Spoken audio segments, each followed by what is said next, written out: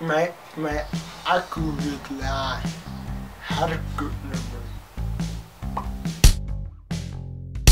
Hallo und herzlich willkommen, meine sehr verehrten Damen und Herren, zur zweiten Ausgabe von Bayerisch für Anfänger. Ich befinde mich in meinem Gartenstudio. Was bedeutet das? Es ist Sommerzeit. Und was ist Sommerzeit? Reisezeit.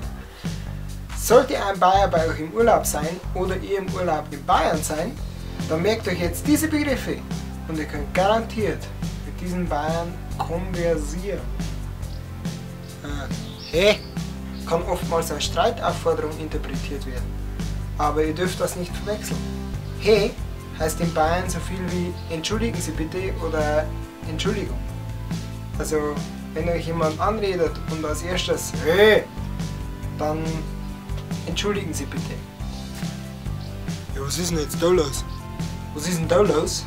Heißt nicht mehr, nicht weniger als was geht denn hier ab, beziehungsweise was ist hier am Laufen? Wo ist denn das nächste Kaff? Ein Kaff ist nichts weiter als ein abwertender Begriff für eine kleinere Ortschaft, ein Dorf oder die nächste Stadt. Sollte euch also jemand fragen, wo ist denn das nächste Kaff? Sagt ihm einfach, wo die nächste Ortschaft beginnt und er ist zufrieden. Ja, und wie heißt denn jetzt du? Mit dieser Frage will ein Bayern nur wissen, wie er heißt. Wie heißt denn du? Wie heißt du? Was kann man da mal brunzen? Brunzen wird umgangssprachlich als unhöflicher Ausdruck für sein Geschäft verrichten verwendet. Wenn euch jemand fragt, wo man da mal brunzen kann, dann sagt ihm einfach, wo die nächste Toilette ist. Und er verschwindet. Wo gibt's denn da was zu essen? Was zu essen ist ganz klar was zu essen. Also Wirtschaft, Lokal, Bar, McDonalds, Werbung, nein. Sagt ihm einfach, wo es was zu essen gibt. Wann geht's denn überhaupt? Mit wem geht's denn? Wird einfach gefragt, wie es einem geht.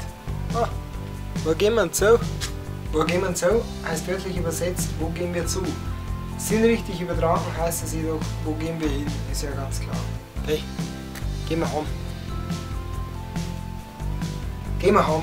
Die Aufforderung, nach Hause zu gehen. Ich gehe jetzt auch heim. Moment, ich bin da. Ihr solltet jetzt nach Hause gehen. Und wir sehen uns beim nächsten Mal, wenn es wieder heißt Bayerisch für Anfänger. Wenn euch das Video gefallen hat, könnt ihr wie immer einen Daumen nach oben geben, Fragen, Wünsche und Anträge in die Kommentare und wir sehen uns beim nächsten Mal. Seid freundlich!